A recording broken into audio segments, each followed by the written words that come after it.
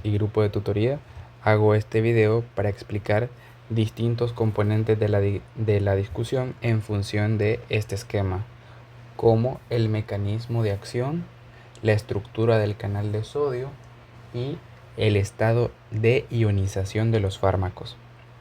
Esta imagen que pueden ver aquí es de la farmacología de Katzum y esta es de la farmacología de Goodman. Ambas imágenes ofrecen una perspectiva distinta en función de la morfología del poro para ayudarnos a entender cómo los fármacos anestésicos locales interactúan con dicho canal. Como podemos ver en la imagen de la izquierda, el canal de sodio presenta una estructura en forma de cilindro que atraviesa la membrana y tiene tres regiones.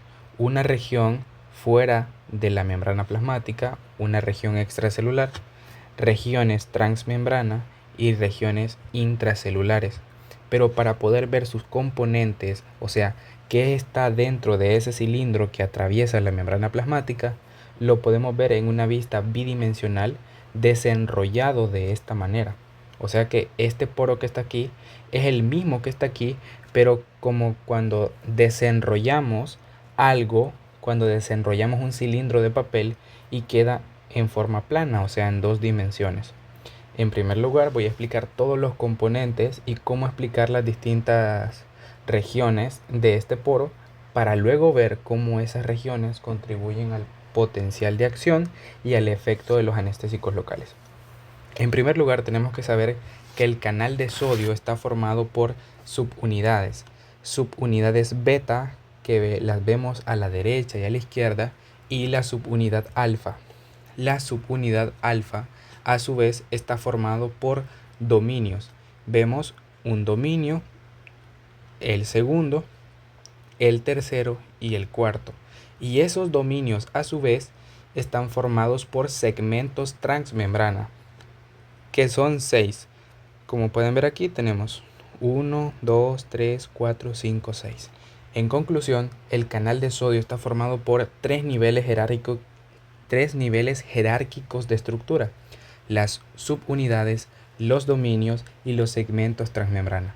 Cada uno tiene funciones distintas. En primer lugar, las subunidades beta, que están en el lado externo, que podrían estar en esta región de aquí, son sensores de voltaje, y la subunidad alfa es la formadora del poro, que sería este poro que pueden ver aquí.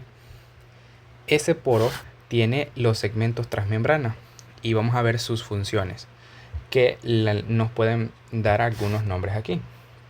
Por ejemplo, el segmento transmembrana 4 posee la función de las cargas sincronizadas. Esas cargas sincronizadas le permiten al canal de sodio abrirse y cerrarse en la presencia de un potencial de acción. Por ejemplo, si decimos que este es la membrana plasmática y esta sería como la subunidad beta 1 y esta la subunidad beta 2, y la subunidad formadora del poro serían los 5 dominios, los 4 dominios, por ejemplo 1, 2, 3 y el cuarto, que estaría a este lado de la dimensión, pero como lo estamos viendo en dos dimensiones, lo podemos dibujar aquí. Ese segmento S4 son como compuertas que están así en el lado interno de la membrana, que están formados por dos aminoácidos, la arginina y la lisina. Estas pequeñas compuertas intracelulares tienen carga positiva, por lo cual están atraídas por las cargas negativas que están dentro de la célula, ya que la célula en reposo está negativa. Cuando monitorean que hay un potencial de acción que viene atravesando la membrana plasmática del nervio, esas compuertas se abren y el sodio puede fluir en el sentido de su gradiente de concentración, o sea, de 142.000 equivalentes a 10.000 equivalentes. Esa es la función del segmento S4 con sus cargas sincronizadas. Ahora bien, el segmento 5 y 6 es el que forma las paredes inmediatas del poro, ya que el poro es esto a esto, esto y esto.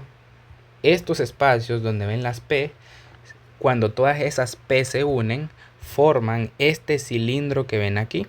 Entonces, el segmento transmembrana 5 y 6 son los formadores inmediatos de las paredes del poro. Por otro lado, tenemos al trímero de inactivación. El trímero de inactivación son un conjunto de 3 aminoácidos que se encuentran en un asa que une el dominio 3 y el dominio 4. Es donde vemos esta H. Ese trímero de inactivación son 3 aminoácidos: la metionina, la isoleucina y la fenilalanina. Cuando hay un potencial de acción y hay una gran entrada de sodio, esos aminoácidos lo que hacen es volver a cerrar el poro para que ya no entre el sodio. Otros puntos específicos son donde ven estas P, que significan fosforilación, o donde actúan estas dos proteínas especiales, la proteína quinasa A y la proteína quinasa C, que en los videos de tutoría ya habíamos explicado que son enzimas activadas por segundos mensajeros, y sus funciones específicas van a ser, al fosforilar estas asas, disminuir la entrada de sodio. Ahora bien, entre los dominios 1, 3 y 4, el segmento 6 y sus aminoácidos, todos estos segmentos se van a unir entre sí para formar el sitio activo de unión de los fármacos anestésicos locales, que figurativamente en Katsun lo muestra aquí, en su parte intracelular. Ahora bien, ya que analizamos la estructura del conducto de sodio, voy a hablar sobre su estado ionizado y no ionizado, y por qué ese estado influye mucho en su potencia de acción. En primer lugar, los fármacos anestésicos locales pueden estar en su forma ionizada o no ionizada. Cuando están en su forma ionizada, están unidas a una molécula o un átomo de hidrógeno, y en su forma no ionizada están separadas de la molécula de hidrógeno, por lo cual un fármaco anestésico local que se encuentre en un ambiente alcalino va a pasar de su forma ionizada a una forma no ionizada, o un fármaco anestésico local con un pK bajo va a tener que pasar de su forma ionizada a su forma no ionizada. Entonces esas dos formas van a hacer que el fármaco difunda más fácil, que esté en un ambiente alcalino y que su pKa sea muy bajo. Para que un fármaco anestésico local pueda entrar al nervio, tiene que pasar de su forma ionizada a su forma no ionizada para atravesar la membrana. Y para hacerlo, el conducto de sodio debe estar abierto, por lo cual nos menciona el libro que la potencia de los anestésicos locales está determinado por la frecuencia de despolarización y el voltaje de la membrana, siendo que entre más positiva esté la membrana y mayor activo sea el conducto de sodio, más eficientes van a ser los anestésicos locales. Entonces, cuando el anestésico local pasa de su forma ionizada a su forma no ionizada y atraviesa la membrana plasmática, el ambiente ácido intracelular va a pasar el fármaco de su forma no ionizada a su forma ionizada, que es aquella que se une a esa región que está en los segmentos 6 de los dominios 1, 3 y 4. De esta manera influye el pH en la ionización de los fármacos. En conclusión, la forma que difunde es la forma no ionizada y la que hace el efecto es la forma ionizada. Ahora bien, como último punto, ¿cómo se evidencia la acción de los anestésicos locales en el potencial de acción? El potencial de acción de los nervios está conformado por 3 fases: una fase de reposo, una fase de despolarización, una fase de repolarización, y luego volvemos a la fase de reposo. La fase de reposo es garantizado por la homeostasis generada por la bomba de sodio, potasio, ATP-ASA, la cual bombea constantemente sodio hacia el líquido extracelular, y mete potasio hacia el líquido intracelular. Eso genera una mayor concentración de sodio en el líquido extracelular que garantiza un gradiente de concentración. Para cuando un canal de sodio de estos se abra por estímulo de ligando o de potencial eléctrico en la segunda fase, haya una entrada masiva de sodio y pueda despolarizarse la membrana del nervio.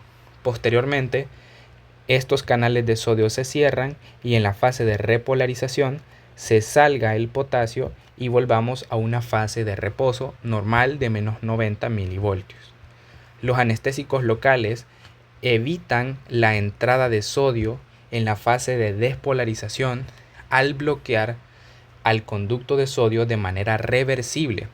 Esto sucede en las terminaciones nerviosas que perciben el dolor, aunque se sabe que la secuencia de la pérdida de la sensibilidad también se acompaña posteriormente de la pérdida del tacto y la presión, de la percepción de la temperatura, de la propiocepción y al final de la función motora en función de el grosor de la fibra nerviosa y qué tipo de fibra sea. En cuestión, los anestésicos locales bloquean la fase de despolarización de los nervios, ya sean motores o sensitivos.